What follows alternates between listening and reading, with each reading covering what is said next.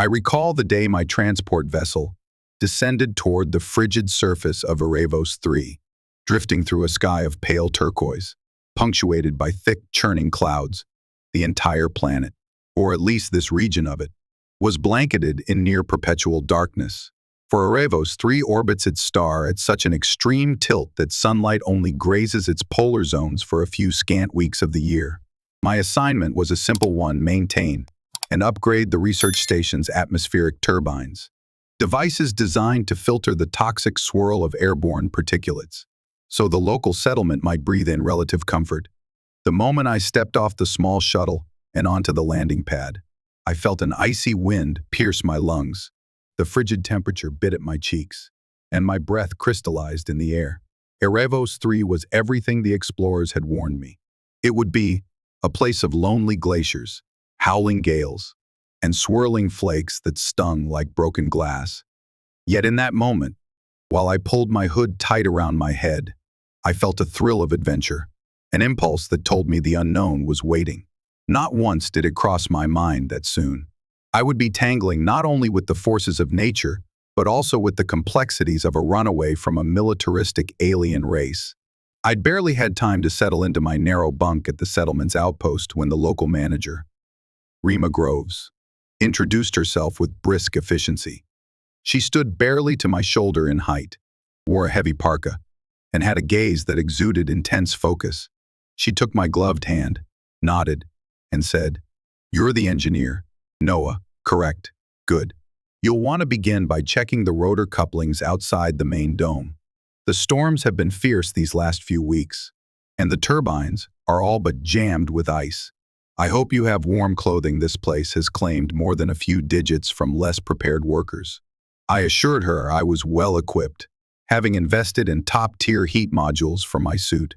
She nodded, introduced me to a pair of local technicians, Caleb and June, and directed the three of us to make an immediate inspection. The research station had grown, bit by bit, into a settlement nestled within a web of steel supports and pressure domes. The ground outside was a tangle of ice shards, their surfaces reflecting the flickering lights of the dome's perimeter. Wind shrieked like an alarm, flinging sharp crystals in every direction. It was an unforgiving environment. Yet the station's architecture spoke of persistent, resilient humankind. Determined to extract scientific value from this bleak frontier, I stepped beyond the safety of the airlock and felt the storm's fury intensify. My boots sank into thick layers of drifted snow. Every step a battle against hidden pockets of ice. We trudged toward the first turbine tower, a spindly structure standing some 100 meters tall, crowned by an array of blades that had come to a near standstill under the weight of accumulated rime. Caleb and June showed me how the rotating mechanisms were meant to function, and together we climbed precarious ladders to chip away at the ice and run system diagnostics. Up there, clinging to the tower in the midst of a howling wind, the settlement's lights far below us, I felt the first tremor of something intangible, as though fate itself were whispering. Aravos 3 was no mere job site. It felt like a place suspended between reality and timeless wonder, as if each swirl of snow contained echoes of secrets waiting to be revealed. If only I'd realized those secrets would take living form and find their way into my arms. We had spent nearly a month repairing turbines, recalibrating atmospheric filters, and performing daily checks on the settlement's structural integrity. Each day, the storms grew fiercer, and each night, the wind howled with a new fury that rattled the metal siding of my quarters. In the evenings, I often stared out through the reinforced window at the endless swirl of white, my breath fogging the glass, trying to imagine how anything might live out there in the frozen wastes. To that point, I'd heard rumors that Aravos 3 was not entirely devoid of life. A few hardy species were said to lurk in the craggy northern ridges or beneath the planet's icy ocean. Even so, sightings were so infrequent that many believed such stories exaggerated. The surface environment was so lethal, it was a wonder even a microbe could survive outside. On one particularly savage night, with the shrieking winds lashing the settlement, I was summoned out on a late shift to repair a malfunction in the remote sensor array. The outpost's atmospheric readings had gone haywire, and Rima insisted we fix it before the monitors lost calibration entirely. Donning my heavy coat, goggles, and gloves, I set out alone. For Caleb and June were swamped by separate tasks, and the sensor array was only a short distance from the outer gate. I navigated through drifts that came nearly to my waist, my shoulders hunched against the onslaught of airborne ice. The darkness was nearly total, broken only by the faint glow of the outpost behind me and my suit's headlamp. Snowflakes, large as coins, clung to my visor, forcing me to wipe it repeatedly as I trudged forward. Each step felt perilous. One misstep, and I could topple into a crevasse hidden beneath the crust. My heart pounded at the thought, but I pressed on. When at last I reached the sensor pylon, I crouched beside its base, with numb fingers. I pried open a small panel and used a handheld scanner to diagnose the fault. A few wires had come loose, likely from the force of the wind or from repeated vibrations. I set about reattaching them, the cold biting into my flesh through 2 layers of gloves. Then, at the edge of my awareness, I sensed motion. My headlamp, swinging lazily with the motion of my body, caught a fleeting glimpse of something behind the swirling snow. At first, I assumed it might be the shadow of an ice shard or perhaps swirling debris, but then I heard a faint, muffled rasp like shallow breathing.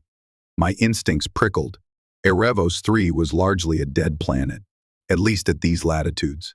If something was breathing, it meant either a local creature had wandered close, or there was a person out in this lethal storm. I turned, peering into the drifting waves of snow, searching for shapes or outlines. Then I saw her, a slender figure, swathed in ragged furs, crouched behind a jagged outcropping of ice, not more than 10 meters away. She was huddled low, eyes reflecting the glare of my headlamp with an otherworldly gleam. Despite the distance, I felt a jolt of alarm and compassion in equal measure. The figure's posture spoke of desperation, her limbs trembling with cold, while her face, far from human, had a primal beauty that struck me like lightning. I stood slowly, letting the panel fall closed. My breath came quick, puffing in the chill air. She made no move toward me, only cowered, as if waiting to see whether I would attack or retreat. The battered furs she wore seemed to be more holes than actual warmth.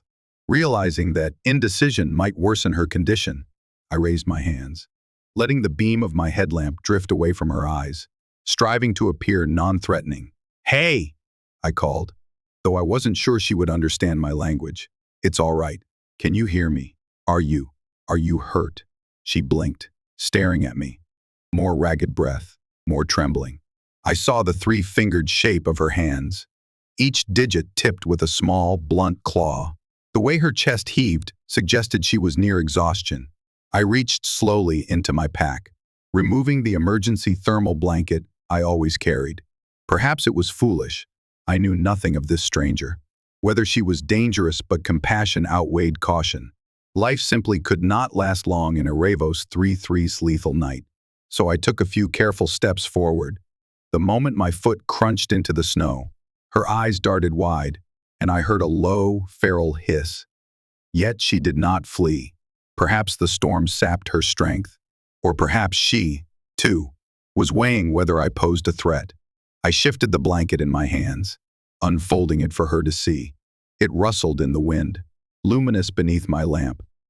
She stared at it, then at me, with puzzled intensity. "Take it," I said gently, though again, I doubted she knew English.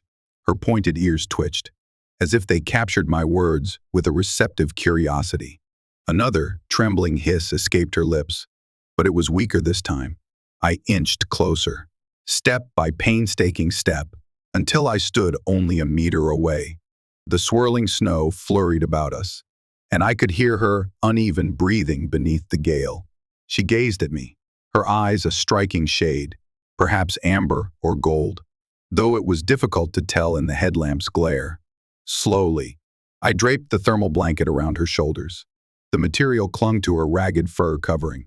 For an instant, I feared she might lash out, but instead, she let out a quiet sigh and leaned imperceptibly toward the warmth. I felt relief wash over me, though my heart still pounded. We stood there, a solitary pair in the midst of the storm, neither fully understanding the other's language, yet both comprehending a fundamental truth that in so desolate a place, kindness was not just virtue but survival. I could not, in good conscience, abandon her to the fury of the storm. Gathering my courage, I gestured back the way I had come, toward the outpost's protective dome. The alien girl, her features partially concealed by the furs and the glinting blanket, seemed hesitant. She lifted her chin, revealing a slender, elongated neck marked by subtle ridges, and let out a soft sound somewhere between a murmur and a growl. I repeated my gesture, stepping back to indicate that I would guide her to safety. She glanced in the direction of the lights, then at the swirling dark behind her, as if weighing her options. Finally, she stood, though she swayed on unsteady legs, clearly enervated by the cold. I offered my arm for support, not sure if she would accept it. Her three-fingered hand, each tip ending in a small claw, reached hesitantly to grasp my sleeve, a motion as tentative as it was trusting. In that moment, a curious feeling bloomed in my chest, and empathy so strong it felt like it might crack my ribs. With halting steps, we made our way back. The wind buffeted us, threatening to tear the blanket from her shoulders. So I pulled out extra fasteners from my pack to secure it around her torso. She clung to me, sometimes letting out a soft whimper when the gusts struck too hard. Her breath came in thin rasps, and I prayed the outpost was not too far for her failing strength. Even with my protective suit, the cold numbed my cheeks. I could only imagine how dreadful it felt for her. At last, the dome's airlock came into view. I keyed in the security code, ushered her inside, and felt the wave of relief as the inner doors sealed behind us. The difference in temperature was immediate, though still cold by comfortable standards. She seemed overwhelmed, eyes flicking wildly at the array of blinking lights. The corridors leading deeper into the settlement. Her pointed ears twitched and flattened in quick succession, as though the subdued hum of machinery unsettled her. I guided her to a narrow utility chamber near the entrance, where a small heating unit would help her adjust to the warmer environment. For a moment, we stood in awkward silence. She looked around, blinking rapidly. Her attire was in tatters, and her lips thin, with an almost subtle violet tint trembled. Without words, I set out a canteen of water and some protein rations. She regarded them suspiciously, clearly unfamiliar with the packaging. I demonstrated how to press the seal, how to take a sip. She copied me, albeit with trembling hands, and soon gulped the water eagerly, letting out soft, satisfied purrs between breaths. Word quickly spread through the outpost that I had brought in a strange newcomer. Rima arrived with a handful of security staff, their expressions filled with concern and curiosity. I explained the circumstances, how I had found her huddled near the sensor array, that she was in dire need of warmth and care. Rima's gaze was stern, but not unkind. She asked if I knew anything of the girl's origins. I confessed I knew nothing, only that she must have traveled a great distance across the frozen plains. Security was uneasy about the idea of housing an unknown alien with no clear reason for being here. But Rima's priority, like mine, was humanitarian. We could not cast her back into that lethal storm. Medical staff arrived soon after, scanning her vitals, though it was difficult to glean much data without knowledge of her species. The language barrier loomed, and the only attempts at communication we had were her subtle ear twitches, the wide expressiveness of her eyes, and the occasional low hum or hiss she emitted. For that evening, we set her up in the infirmary's quarantine area, a small partitioned room fitted with a bed, a heater, and basic monitoring devices. I lingered by the doorway as the medical team, led by a gentle nurse named Luciana, performed a more thorough evaluation of her condition. She fought their poking and prodding at first, but whenever I stepped near and whispered soothingly, she calmed, as if she recognized me as the sole safe presence. At length, The doctors concluded that, aside from malnutrition and mild frostbite on her extremities, she seemed relatively stable. I handed over my thermal blanket for her continued comfort. She clutched it with a fierce possessiveness, as though it were an extension of herself. Finally, at Rima's urging, I returned to my quarters to rest, though my mind was abuzz with questions. Who was this girl? Why had she ventured into the deadly cold alone? And did she truly grasp the enormity of the kindness she had received? The night passed in fitful sleep. I dreamt of swirling snow, haunted by the memory of her large, luminous eyes. When morning came, I awoke to fresh storms battering the dome, a cry of wind so loud it seeped through the walls. Yet my first thought was not of the turbines, but of the alien girl. I found myself hurrying to the infirmary before I even began my daily maintenance duties, driven by an inexplicable need to ensure she was well. In the infirmary, I discovered she had recovered enough strength to sit upright. Cradling a cup of hot broth in both hands, Luciana hovered nearby, coaxing her in gentle tones. The moment I appeared, the girl's ears perked forward, and she made a rasping sound, quiet, but distinctly joyful. It was an astonishing transformation from her earlier feral wariness. I approached, offering a careful smile, greeting her with soft words, though I doubted she understood them. Yet, to my surprise, she tried to speak in halting syllables, as though straining to replicate the sounds she had heard from me and the staff. At first, her voice caught in her throat, garbled, but after a few attempts, she managed a breathy utterance that sounded almost like no. Ah, my name. She was trying to say my name. Warmth flooded my chest. That's right, I said, gesturing to myself. Noah. Noah. She let out a faint, purring hum, her mouth curling in what might have been a smile. Then, haltingly, she clutched at her chest and murmured a string of soft, melodic sounds. It was a word or name, but I could not parse it. She repeated it, more distinctly this time. Lira, I attempted, shaping the syllables with care. The moment I said it, her eyes brightened, and she nodded, then made a hoarse, pleased sound. And so, after a night of mystery, I finally learned her name, Lira. From there, the staff and I endeavored to communicate in rudimentary fashion. We used gestures, images on a datapad, and pointed to objects in the room, naming them in standard English, while waiting to see if Lira recognized any. She picked up a few words here and there, but her own language proved challenging for us to mimic. Sometimes she tapped her throat and shook her head, as though she herself struggled to produce certain tones in our presence. Despite these difficulties, a fragile bond formed between her and me. She allowed me to approach, to help feed her, or to bring her extra blankets. The fierce storms outside had trapped us all in the settlement, with only minimal forays to maintain the turbines or retrieve supply drops from orbit when weather permitted. I spent much of my free time near Lira's side, not out of obligation, but because I felt drawn to her, drawn to the enigma of how she had come here. Yes, but more than that, drawn to the warmth in her eyes whenever she looked at me. One evening, while I sat by her bed, I gently touched her clawed fingertips, checking that the frostbite was healing properly. She flinched at first, then slowly relaxed into my touch. Perhaps she remembered the initial moment I had placed my thermal blanket around her shoulders, a moment that might have saved her life.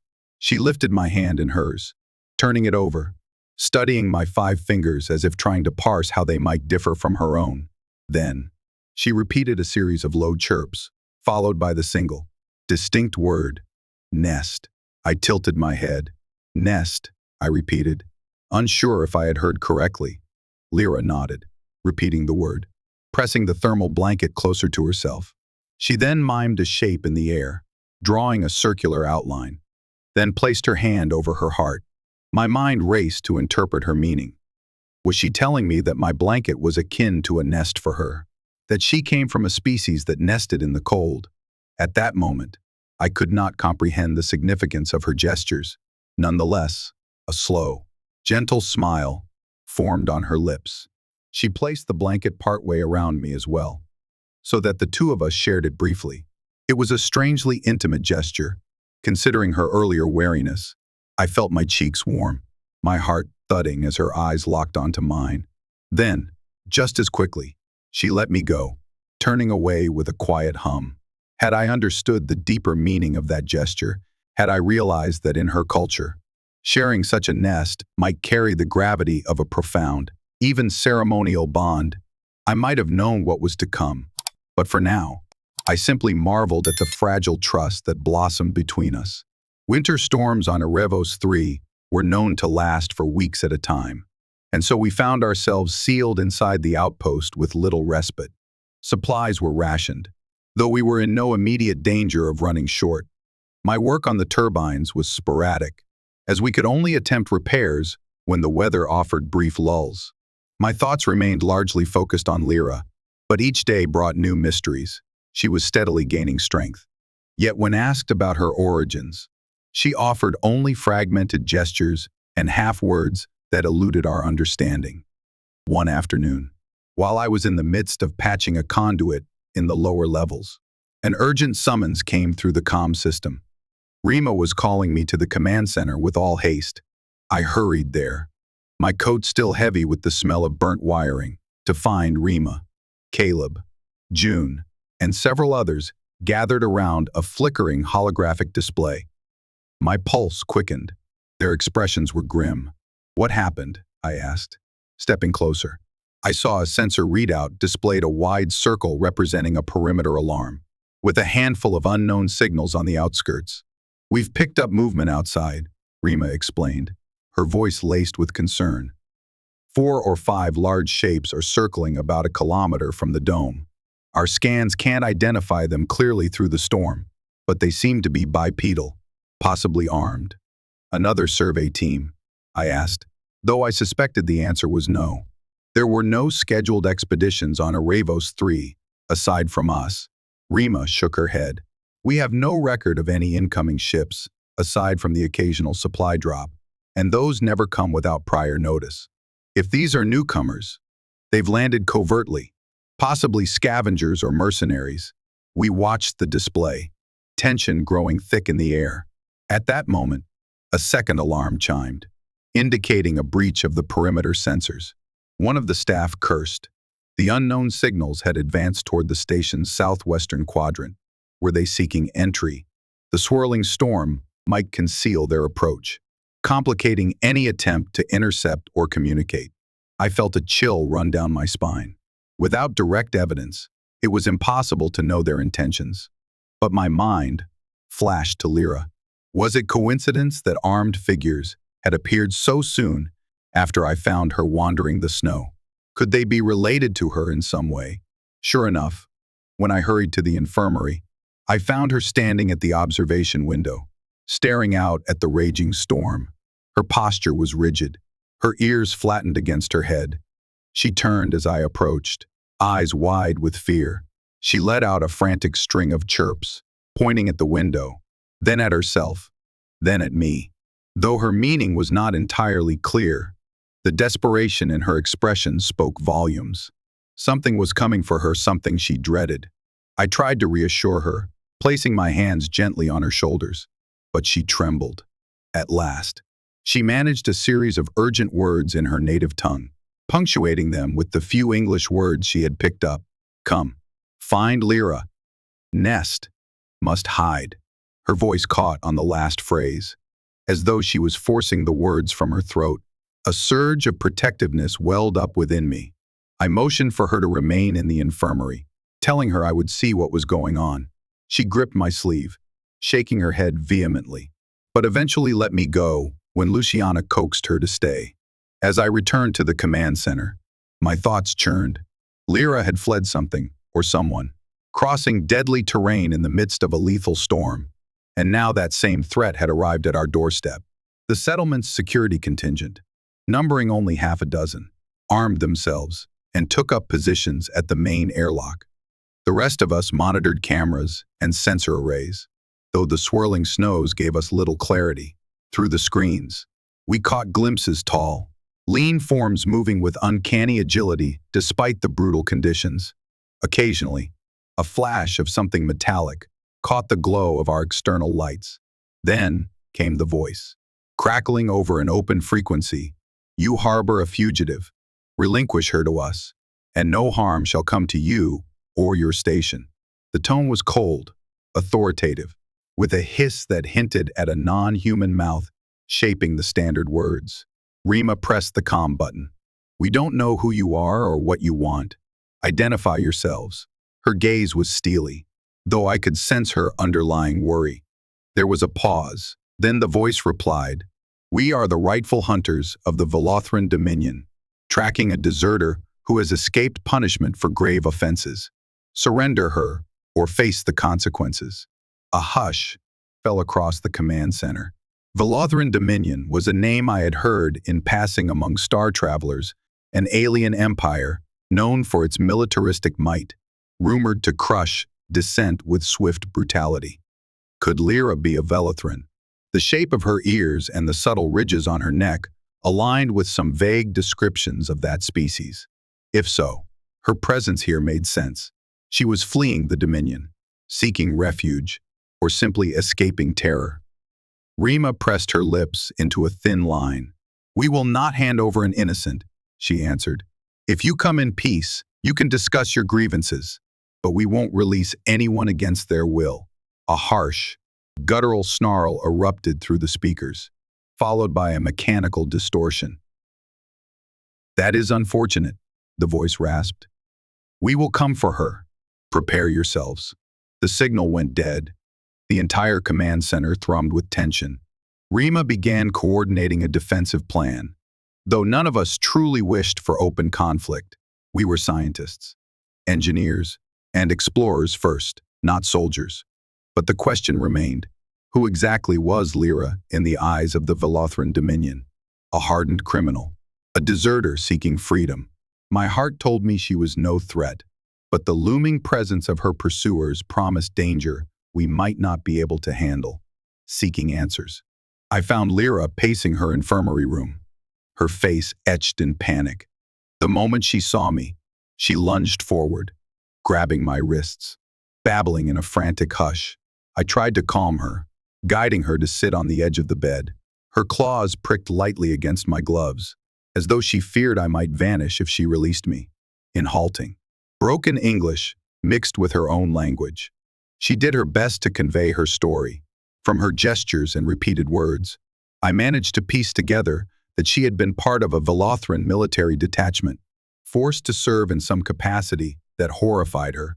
She used words like kill and raid, miming brutality, then shook her head as if refusing to take part.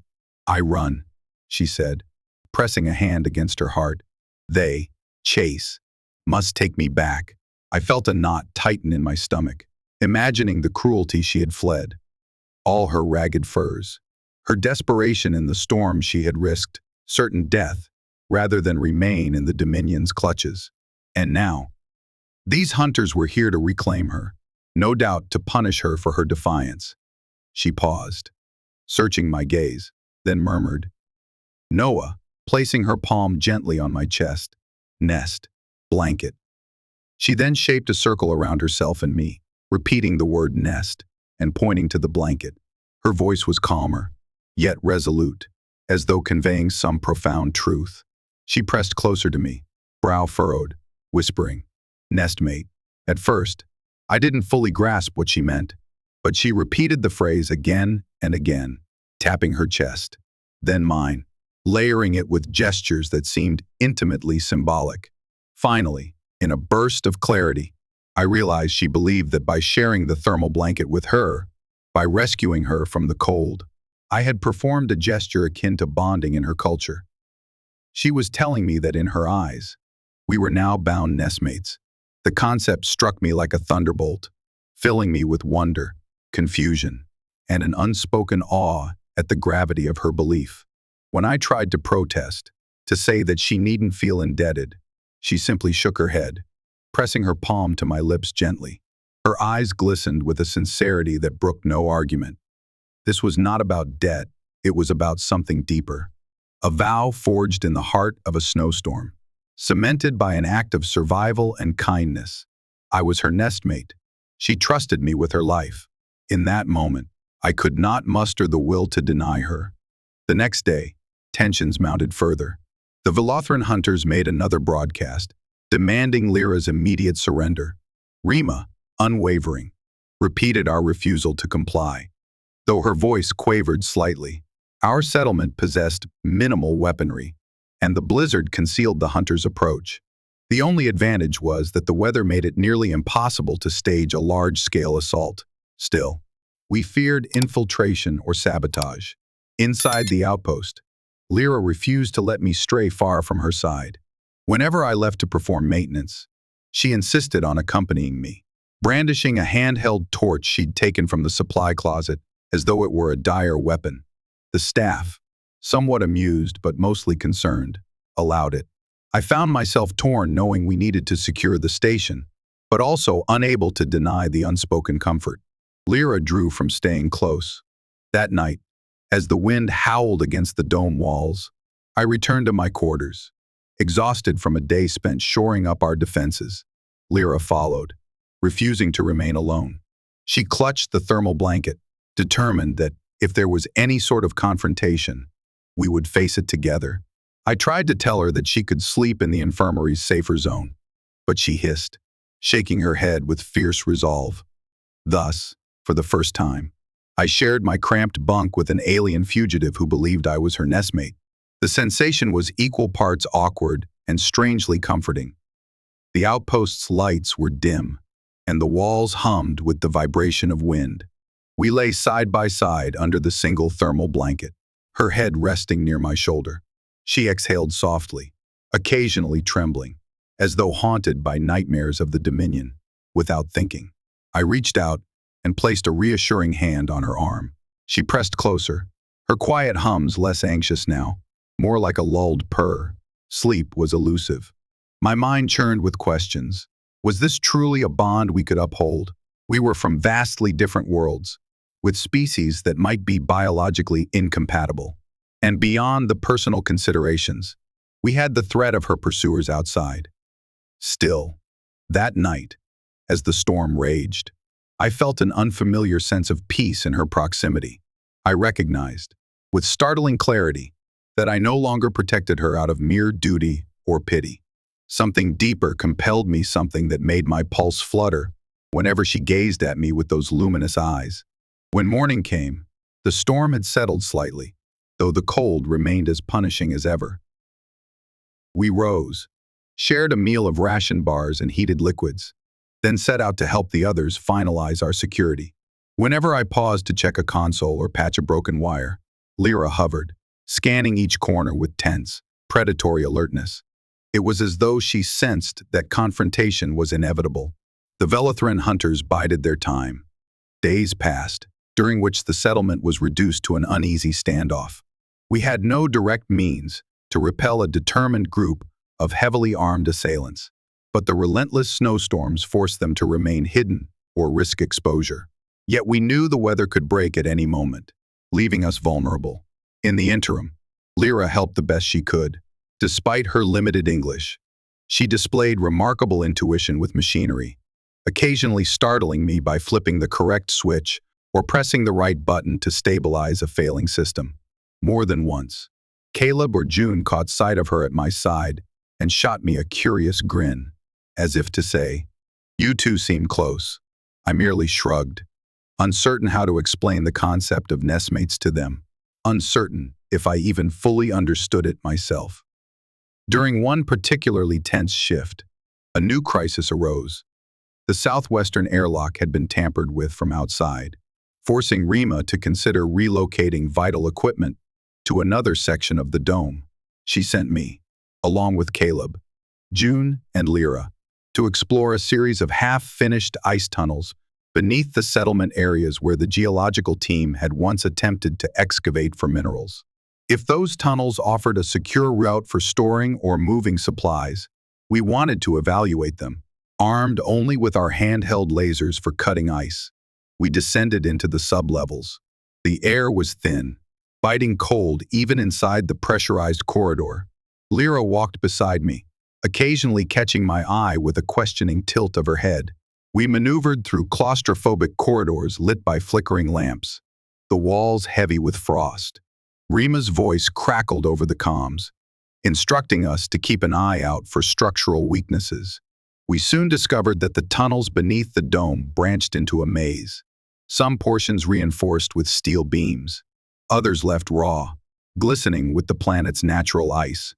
June whistled softly, the sound echoing. If the hunters find their way in here, we could be outflanked easily. Caleb nodded in agreement. At least it's quiet down here. No howling wind, no swirling snow, just silence. Feels eerie. Lira remained at my side, occasionally brushing against me in the tight passages. I noticed her ears twitch, her steps hesitant. Then, in a sudden movement, she placed a hand on my arm, drawing me to a stop. I froze, heart pounding. Caleb and June paused ahead, turning back with questioning looks.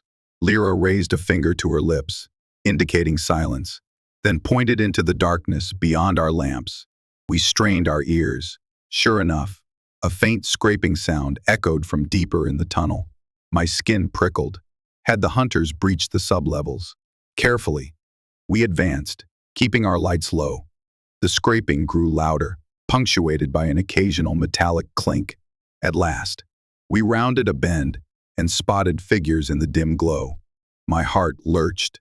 There, crouched near a sealed hatch, were two tall forms, both clad in insulated armor with the telltale insignia of the Velithran Dominion. One was using a cutting torch on the hatch, evidently trying to gain entrance to the dome's interior. We ducked out of sight, adrenaline surging. Lira breathed heavily, her grip tightening on my sleeve. Caleb mouthed the word weapons. I grimaced and gestured to our meager cutting lasers, hardly enough to take on two trained soldiers. Yet, if we retreated, they would breach the hatch. We needed a plan. In hushed whispers, we devised a risky gambit. June would double back to call for reinforcements, while Caleb and I tried to create a distraction. Lira, to my surprise, insisted on joining me. She refused to let go of my arm, eyes flicking with fierce determination. We crept closer, hearts hammering. The hiss of the torch masked our footsteps. Then in unison, Caleb and I unleashed a burst from our cutting lasers, aiming at the floor near the intruders. Sparks flew, the noise echoing in the cramped space. The Velothrans spun, hissing in alarm, their own weapons raised. A chaotic volley ensued, blazing pulses of energy that left scorching marks on the ice walls. I ducked behind a protrusion of frozen rock, dragging Lira with me as beams crackled overhead. Caleb dove behind a support beam, returning fire, though our lasers were pitiful in comparison. One of the Velithran let out a guttural cry, presumably calling for backup. The corridor filled with acrid smoke as ice vaporized on impact. My heart pounded, eyes stinging. Lira clutched me, whispering urgent words in her language.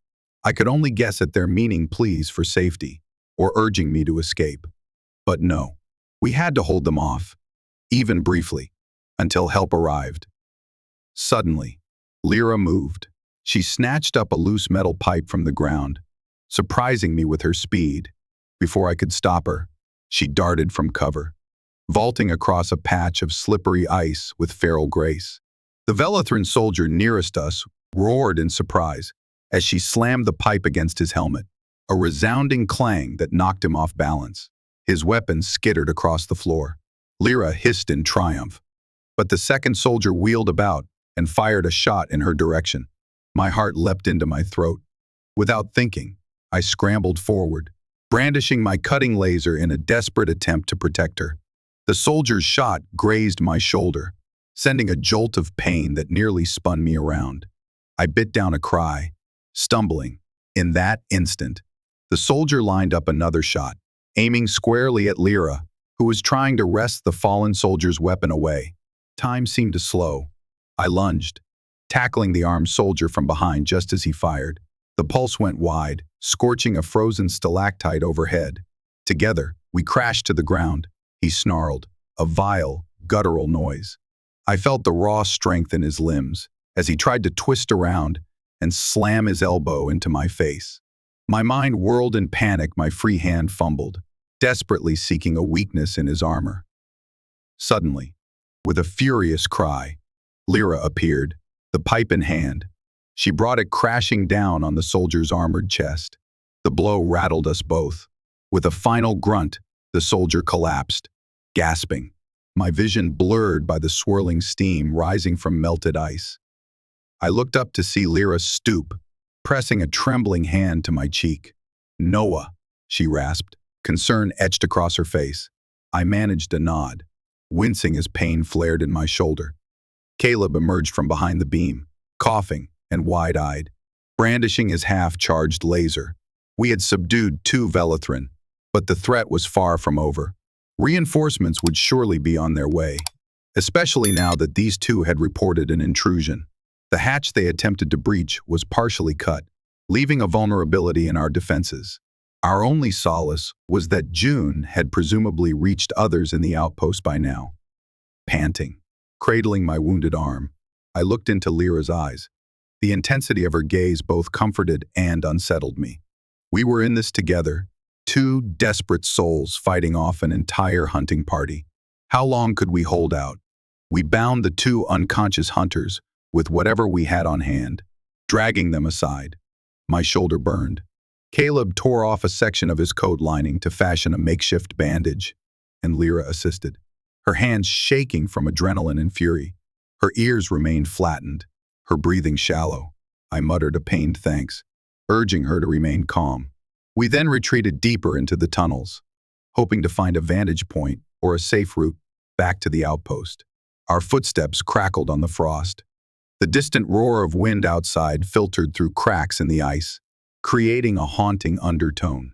My heart pounded, partly from exertion, partly from fear that more hunters lurked around every corner. At last, we spotted the faint glow of a blinking console set into a wall, an old security checkpoint installed by the geological team. Caleb hurried over, entering a code. The console flickered to life, displaying a basic map of the tunnels. He let out a relieved breath. "If we follow this route," he said, pointing to a branching corridor, "we can circle around and reach a lift that leads back to the dome's main sublevel. Once there, we can warn the others about the breach." Nodding, the first tried to gather my strength. Pain radiated through my shoulder with each breath. Lira hovered close, as though sensing my distress. We pressed on. Using the console's guidance, the corridor twisted and turned, sometimes widening into caverns where the ceiling soared overhead, glistening with frozen stalactites. Other times, it shrank so tightly we had to go single file. Every so often, we heard distant echoes, clanks, or footsteps that might have been additional Velithrin. We crept carefully, hearts lodged in our throats. At length, we reached a wide junction where ASIGN, half buried in ice-red lift access. Beyond the sign, a metal platform lay mounted on rails that stretched upward into the darkness. Caleb hastily pressed the activation switch, and the platform hummed. Flickering with pale overhead lights, I exhaled a shaky sigh of relief. We could ride this back up to the outpost, if it still functioned, the moment the lift shuddered to life. However, the corridor behind us resounded with voices, rough and alien.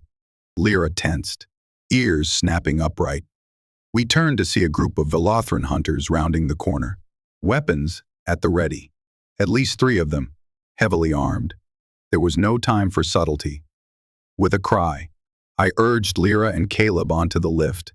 As the hunters opened fire, Caleb slammed the activation panel, and we began to ascend, though not quickly enough. Laser pulses scorched the walls, narrowly missing us. One shot hit the lift's control box, causing a bright shower of sparks. The platform lurched, stalling. My heart nearly stopped. We were pinned, halfway up a shaft, while the hunters below took aim again. Lira reacted with swift instincts, grabbing a metal bar lying on the platform. With a snarl, she hurled it down at the hunters, forcing them to dodge. Caleb tinkered frantically with the control panel. The hunters took advantage of the lull, preparing another volley. My stomach twisted, certain we were done for. But fortune smiled on us. With a final, desperate attempt, Caleb hotwired the panel, sending a surge of power through the system. The lift jolted into motion, rattling and screeching as it climbed higher. We pressed ourselves flat, bracing for any incoming fire. A few pulses zipped past, but the angle grew awkward for the hunters, and soon we rose out of their line of sight. With a grinding thump, the lift reached the top, depositing us near a sealed hatch labeled Maintenance Access. Caleb pried it open, and we spilled into a dimly lit corridor just beneath the dome. Our hearts thundered, ears ringing from the adrenaline. None of us spoke, but the relief that we had narrowly escaped was palpable. Still, we knew the danger was not over. The hunters would continue seeking infiltration points, no doubt with the intent of capturing Lira. I was reminded again of the vow implied by her term, Nestmate. She had placed her life in my hands. I silently vowed, despite the meager odds, that I would do all I could to keep her safe. Hours later, we rejoined Rima and the others in the command center, recounting our harrowing experience. June had indeed summoned additional help, but the settlement's security forces were woefully outmatched. We had a few improvised barricades, turret emplacements that were half frozen, and limited ammunition. Worse yet, the Velothran likely had a full detachment somewhere in the surrounding wastes, waiting for the storm to let up to mount a coordinated assault. As we debated strategies, Lira remained at my side, perched on a stool, scanning the room with tense vigilance. Occasionally, her eyes locked onto the monitors displaying the swirling snow outside. Her shoulders quivered. I reached out, gently touching her hand, hoping to reassure her. In that moment, Rima turned to me, expression grim but resolute. "Noah, we can't hold them off indefinitely," she said quietly. "They're here for Lira. If she were to slip away, find a route off-world, maybe they'd have no reason to assault us." I stiffened, understanding the implication. "You're suggesting we smuggle her away," Rima sighed. "We don't have many options. The people here aren't fighters, and a prolonged siege could destroy the dome. We have a supply vessel scheduled for a drop in less than a week, weather permitting. If we could get Lira on that ship, get her out of Aravos 3, the Velothran might leave." Her words stung, though they made sense strategically. But the notion of sending Lira off alone, into an uncertain future, left my chest aching. Lira looked at me questioningly, sensing the import of our conversation but not grasping the specifics. I tried to convey reassurance in my gaze, though I was far from reassured myself. Over the following days, we prepared for the possibility that we might need to escort Lira through a labyrinth of ice fields to reach the remote landing site where the supply vessel would arrive. My shoulder wound, though painful, was on the mend, thanks to Luciana's skillful attention. Lira stood vigil by my bed whenever I rested, smoothing the hair from my forehead with a gentle, curious motion. Her presence was both soothing and heartbreaking, for I knew the day might come soon when I would have to watch her leave. During this period, she and I found small moments of stillness, away from the hustle of the outpost. She continued to pick up bits of English, though her accent and intonation were unique. One evening, as we huddled by a heater in the corner of my quarters, she spoke softly, shaping careful words. "You, keep me safe. Noah, Nestmate." She paused, swallowing, before adding in her own tongue, a phrase that sounded tender, perhaps affectionate. I felt my throat tighten. So many obstacles separated us, culture, species, the looming threat of her hunters. Yet the sincerity in her eyes was undeniable. I recalled how I had once believed my life's path was charted by mechanical repairs and engineering tasks, never suspecting an alien bond might sweep me off course. I whispered back, "I will keep you safe, Lira. I promise." Fortune, fickle as ever, granted a brief respite from the storms earlier than anticipated. The swirling blizzards abated to a mere flurry, allowing partial visibility across the ice fields. Immediately, the Velothran hunters seized the advantage, advancing closer to the settlement's perimeter. A sense of dread pervaded the command center. We knew the confrontation might happen at any moment. That same day, Rima received word that the supply vessel, the Star's Respite, had entered orbit sooner than expected, hoping to deliver supplies before the next tempest. This was our chance, albeit a perilous one. If we could sneak Lira onto that ship, the Velothran pursuit might shift off-world, sparing the settlement. Yet the path to the landing site was fraught with danger. The hunters knew exactly why they were here, and they would not let their target escape easily. A plan took shape, equal parts desperation and hope. Caleb, June and I would lead a small team, along with Lira, across the ice fields under the guise of retrieving the supply drop. We would skirt the perimeter, using the terrain to our advantage, while the rest of the outpost would mount a feint at the main gates, drawing the hunters' attention.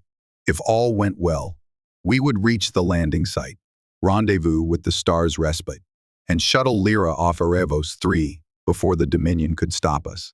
As we prepared, Lira insisted on donning warmer clothing from the outpost stores. She also carried her precious thermal blanket folded beneath a coat. As though unwilling to part from the symbol of our bond, I felt a twinge of regret. Would I see her again? Once she left the planet, the swirl of emotions in my chest was a knot of confusion, regret, and something that might have been love. But I refused to dwell on it, focusing instead on the mission at hand. Near midday, as the faint glow of Aravos 3's distant sun struggled to pierce the leaden sky, our team departed. Rima offered a last nod of encouragement, shutting the airlock behind us. The wind, though gentle compared to the usual storms, was still bitterly cold. Our breath plumed in front of us. We trudged forward, laser rifles and sensors at the ready, scanning for any sign of Velothran watchers. Lira stayed close, her movements tense but determined. I admired her resilience, recalling how fragile she had seemed the first night I found her. Now she walked with a purposeful stride, as though ready to confront whatever foes lay ahead, so long as we stood beside her. We had barely made it beyond the first ridge when a warning crackled through our comms. Contacts on your flank, possibly 2 or 3. Stay low. Rima's voice was urgent, clearly monitoring us on the settlement's sensors. My heart pounded. Caleb waved us behind a jagged ridge of ice, and we crouched there. Sure enough, 3 Velothran shapes passed not far from our hiding place. Scanning the horizon, we held our breath.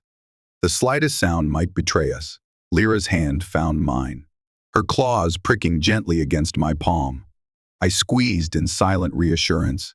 At length, the hunters moved on, and we resumed our trek, mindful of every step. The route Rima had plotted wound between icy outcroppings and frozen crevasses, offering cover but also increasing the risk of a misstep. The temperature dropped steadily as the day wore on. My suit's heat modules strained to keep up. Lira pressed closer, occasionally sharing body warmth whenever we paused. At last, we caught sight of a broad, windswept plateau in the distance, the designated landing site. A silhouette of the Star's Respite hovered overhead, a sleek transport craft drifting in a controlled descent. Its thrusters blowing plumes of snow outward. Relief surged through me. We were close, but so too were the Velothran. As we reached the edge of the plateau, pulses of energy streaked across our path, carving glowing furrows in the ice. We dove behind a snowbank, hearts thunderstruck. The hunters had ambushed us, emerging from the side, weapons blazing. Our group returned fire, pinned by the sudden onslaught. Chaos reigned. Lasers sizzled through the air. Caleb and June hunkered down, firing sporadically, hoping to suppress the enemy. The Star's Respite drifted lower, its pilot broadcasting frantic messages. "We see weapons fire. Can you reach us?" The distance to the ship was barely 200 meters, an eternity under hostile fire. Lira crouched beside me, eyes wild. She gestured at the hunters, letting out a hiss that spoke of frustration. With a sudden burst of adrenaline, she beckoned me to follow, pointing at a snowdrift off to the side. We crawled, hunched low, seeking a flanking route. The Velothran, focused on Caleb and June's position, did not immediately see us. We inched around, creeping behind an icy mound. My breath came in ragged bursts, more from fear than exertion. Every crackle of energy jolted my nerves. Lira's determination never wavered. At last, we emerged behind a cluster of angular ice shards, peering through a narrow gap. We had an angle on the hunters, a trio huddled behind a natural barricade. If we managed to disrupt them, Caleb and June might push forward. Silently, Lira and I shared a look, an unspoken agreement. We each readied a rifle mine standard issue, hers scooped from a fallen outpost guard's stash. Then, with synchronized precision, we unleashed a volley of fire into the hunter's flank.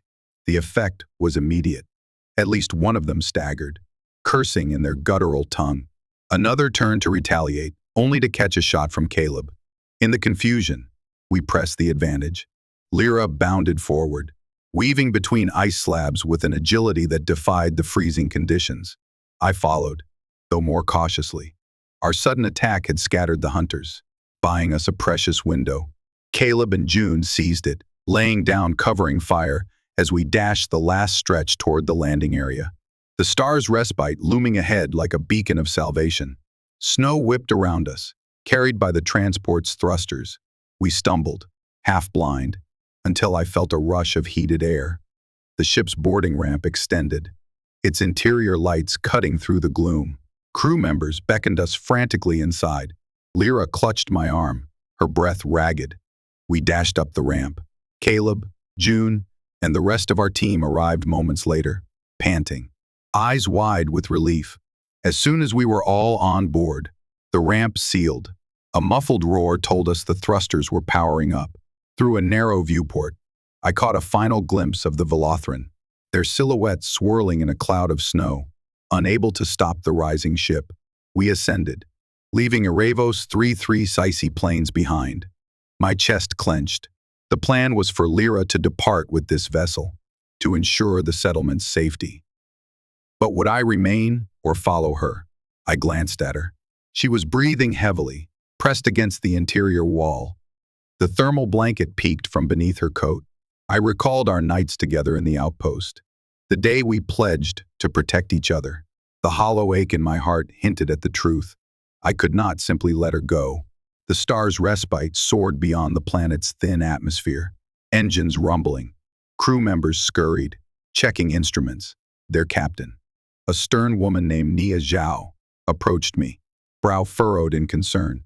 "We're clear of the immediate threats," she said. "But are you sure about bringing her on board? The Velothran Dominion is not a foe to be taken lightly. If they come after us," her voice trailed off, leaving the implied warning unspoken. I hesitated, glancing at Lira. She stood in the corner with Caleb and June, who were explaining the situation to the startled crew. Slowly, I exhaled, turning my gaze back to Captain Nia. "She deserves a chance at freedom," I said softly. "We couldn't let them take her." Nia studied me a moment, then nodded, relenting. "We'll do what we can to help," she said.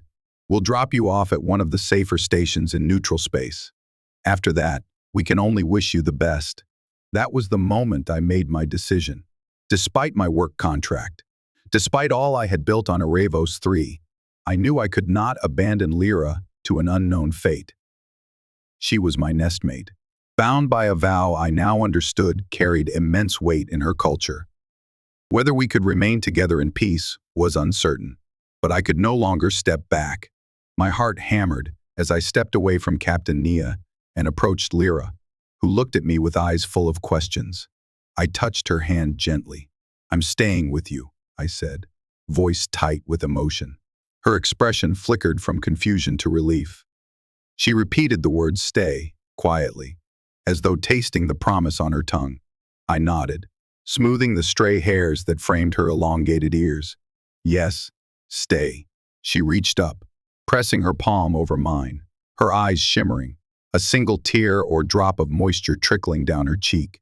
In that moment, I realized that everything I once knew about my path had changed. For the first time, it felt right, unshackled by the logic of my old life. From behind me, Caleb cleared his throat, trying to hide a grin. "Well, guess this means you're resigning your post, Noah," he said lightly, though I could hear the sadness beneath. June laughed softly, but his eyes were misty. You'll be missed, you know. Both of you, I replied with equal warmth. Thank you for everything. We exchanged handshakes that felt more like farewells than greetings. We had survived harrowing conditions together, both the planet's fury and the Dominion's aggression. That bond would not be forgotten. As the star's respite left Aravos 3 behind, we plotted a course for a way station beyond Dominion territory. Captain Nia explained that to place an asteroid cluster with a small, neutral trade hub would be a safer vantage point from which to decide our next move. Lira spent much of the journey close by my side, absorbing the new environment with wide-eyed wonder. She marveled at the starfield visible from the ship's portholes, her ears perking at the hum of the engines. During this time, we tried to deepen our communication. She picked up more English words, sometimes repeating them softly as though tasting them. I gleaned a few basic phrases in her native tongue, though the dialect cascading hisses and rumbles was difficult for a human throat to replicate. We made do with half-spoken words, gestures, and the occasional joke. The warmth in her laughter proved universal. One quiet evening aboard the ship, I found her sitting cross-legged near the cargo hold, the thermal blanket draped around her.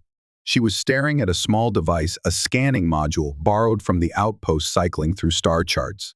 I joined her, placing a hand gently on her shoulder.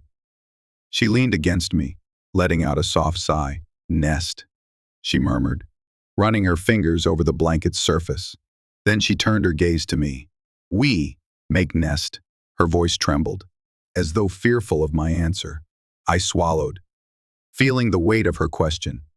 She was asking if, despite the danger and uncertainty, I intended to stand by her, to share a life. We hailed from different worlds, each shaped by divergent cultures, languages, and experiences. Yet the bond that formed between us, born of a single act of kindness, had sparked something too profound to dismiss. Yes, I whispered, resting my forehead against hers. We make a nest, together. Her eyes closed, a smile tugging at her lips. I heard a low, purring hum in her throat, a soft melody of relief and joy. I held her close, acutely aware of how fragile our peace was. The Velothran Dominion would not easily relinquish their quarry, and we had no illusions that we could simply vanish. But for that moment, aboard the star's respite, the gloom of Aravos 3 seemed a distant memory. All too soon, reality intruded. A few days into our voyage, Captain Nia approached me with grim news.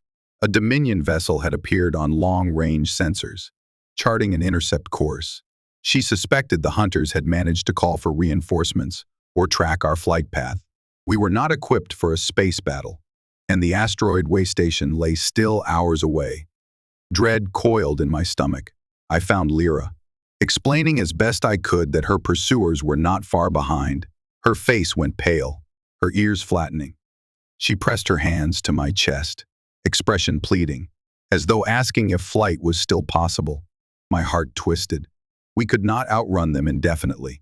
The captain was prepared to attempt evasive maneuvers, but the Dominion ship outclassed us in speed and armaments. Darkness loomed over our hopes. But fate had one more twist to offer. As the Dominion vessel closed the distance, preparing to hail us, a new contact appeared on the sensors, an independent patrol craft from a neutral coalition that occasionally policed these frontier regions. Captain Nia recognized them as friendly, or at least non-hostile. They were known to uphold certain treaties that prevented the Dominion from enforcing extra-legal hunts in neutral space. We watched, breath caught, as the patrol craft swiftly inserted itself between our ship and the Dominion vessel. Over open frequencies, we heard their stern command that any forced boarding would constitute an act of aggression, violating interstellar accords. The Dominion hissed in protest, claiming they pursued a criminal, but the patrol craft demanded to see evidence of official extradition orders, a lengthy bureaucratic process. The hunters clearly had not followed. Tempers flared, but in the end, the Dominion ship grudgingly withdrew. They likely calculated that a direct engagement was too risky, especially under the watchful gaze of the neutral patrol. Our entire crew breathed a collective sigh of relief as the Dominion's drive signature receded into the stars. For the first time, Lira allowed herself to hope. She sagged against me, tears of gratitude wetting her cheeks. I held her, stroking her hair. Our journey was not yet over, but we had weathered a critical storm. Soon after, the Star's respite docked at the asteroid way station, a bustling hub carved into the rock, where ships from countless worlds traded goods and stories. The scent of recycled air and engine grease permeated the corridors. Lira clung to my arm, gazing around at the multitude of alien faces. Never had she seen such diversity, such freedom. We secured temporary lodgings in a modest cabin cluster, courtesy of Captain Nia's connections. Caleb and June, having accompanied us to ensure our safety, prepared to return to Aravos 3 with the supply vessel. Our final parting was emotional. We embraced as dear friends who had survived dire trials. "Take care," Caleb murmured, clasping my hand. June offered Lira a shy bow, saying, "I hope you find peace." She bowed back with a grateful glimmer in her eyes. In the days that followed, Lira and I navigated the labyrinthine corridors of the station, learning how to register ourselves under neutral protection. We encountered bureaucratic tangles, suspicious glances, even prejudice from those who feared the Velothran Dominion's wrath. Yet we also found allies merchants who had reason to distrust the Dominion, travelers sympathetic to refugees. Slowly, we pieced together a life. I found work as an engineer, helping repair the station's aging atmospheric systems, a skill I had honed on Aravos 3. Lira, though initially shy, discovered she had a keen sense of mechanical intuition and soon assisted me. The station's administrator, an avian alien named Cesara, recognized our diligence and offered us a modest contract to maintain the power grids. It was not glamorous work, but it provided a foundation. During our off hours, we returned to our cabin to share a simple meal, talk in a blend of languages, and dream of a future where we might fully escape the Dominion's shadow. At night, we lay side by side, the battered thermal blanket draped over us, a reminder of how this all began. Lira sometimes laughed at how small it was compared to modern bedding, but the sentimental value was immeasurable. The closeness we formed on Aravos 3 deepened into something I can only describe as love, a bond forged in adversity, tempered by trust, and sealed by the knowledge that we had saved each other's lives. There was still much I did not know about her culture, her people's customs, or the language of her heart, but each day brought new revelations, gentle steps toward understanding. Months drifted by, punctuated by daily routine and the occasional rumor of Dominion patrols. We remained vigilant, always mindful that Lira's pursuers might return. Yet the bustling station provided a layer of anonymity. We made acquaintances among the other refugees, forging friendships that blossomed around shared meals and late-night stories in the station's central atrium. Then, one day, as I was finishing a maintenance check in a labyrinth of conduits, Lira rushed in, breathless. She tugged on my sleeve, urging me to follow. Concerned by her urgency, I dropped my tools and hurried after her. She led me through the station's winding passages until we arrived at a small docking bay, newly opened to a recent arrival. There, standing beside a humble shuttle, was a face I never expected to see again. Rima from Aravos 3. My jaw dropped. Lira squeezed my hand. Rima stepped forward, arms spread in greeting, her eyes gleaming. "Noah, Lira," she exclaimed. "How wonderful to see you." We embraced, old friends reunited. She explained that after the Dominion withdrew from Aravos 3, the outpost managed to complete its primary scientific goals, and she had chosen to transfer off-planet for a new role. Learning that I might be somewhere on this station, she decided to stop by. We spent hours in a nearby lounge, catching up on each other's lives. Lira, who now understood a passable level of English, listened intently and occasionally offered her own quiet remarks. Rima described how the settlement fared. Caleb and June were well, continuing their work in the howling storms. She also passed along a small keepsake from them, a piece of the ice tunnels we had once braved together. Toward the end of our meeting, Rima grew serious. "There's something I need to tell you," she said, folding her hands. "I've heard chatter that the Dominion might be facing internal strife. Some factions question their leadership's brutality. I can't say for certain, but it's possible their pursuit of deserters might slow down or change direction." Hope flared within me. Could it be that Lira's days as a fugitive were numbered? Rima shrugged gently. "Just rumors. Mind you," she added. "But sometimes empires shift. I wanted you both to know, in case it helps you sleep a little easier." Lira nodded thoughtfully, as if weighing Rima's words. Then she turned to me, her amber gaze soft. "Noah," she murmured. "Maybe. No more chase," I smiled, though my heart remained guarded. "I hope so," I whispered. Eventually, Rima departed to continue her journey, leaving behind a renewed sense of connection. The knowledge that Aravos 3 thrived warmed me memories of that frozen world, once so hostile, now softened by nostalgia, for the place where Lira and I first shared our blanket, forging our bond. Whatever the future held, it felt less daunting with the prospect that the Dominion might fade from our heels. Time on the station flowed unpredictably, measured less by day and night than by shifts of duty, the cycle of posted announcements, and the subdued flicker of overhead lights. We fell into a routine that felt almost domestic, rising to labor over the station's aged power couplings, returning to our cabin for quiet meals, and sometimes venturing out to the recreational dome, where artificial greenery offered a calming respite from metal corridors. It was on one such evening, while strolling amid carefully cultivated shrubs and star-shaped blossoms, that Lira tugged on my arm. She led me to a quiet alcove, away from prying eyes, where the overhead lamps cast dappled patterns on the steel floor. There, she pressed her hands to my cheeks, her eyes shining with an intensity that made my heart race. In slow, measured English, she spoke words I had never heard her utter before. "You are my family. I want more Nest." She stumbled over some syllables, but her meaning was unambiguous. My pulse fluttered. I remembered how she had once shaped the word nest with her hands, how deeply that concept resonated in her culture. My throat felt tight. "You want to, formalize," I began, struggling to find the right phrase. She nodded vigorously, her ears angled forward. My mind scrambled.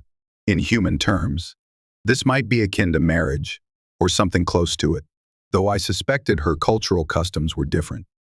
Still, the sentiment was universal enough. She wanted a deeper commitment, a shared life beyond survival, a bond that encompassed everything we were. I closed my eyes, letting the reality settle over me. Then, with a trembling breath, I nodded. "Yes," I whispered, "I want that too." The surge of emotion that followed was overwhelming. We embraced, tears staining our cheeks, as though shedding the weight of our hardships and surrendering to the promise of a future we could build together. In the months that followed, we took steps to establish ourselves permanently on the station.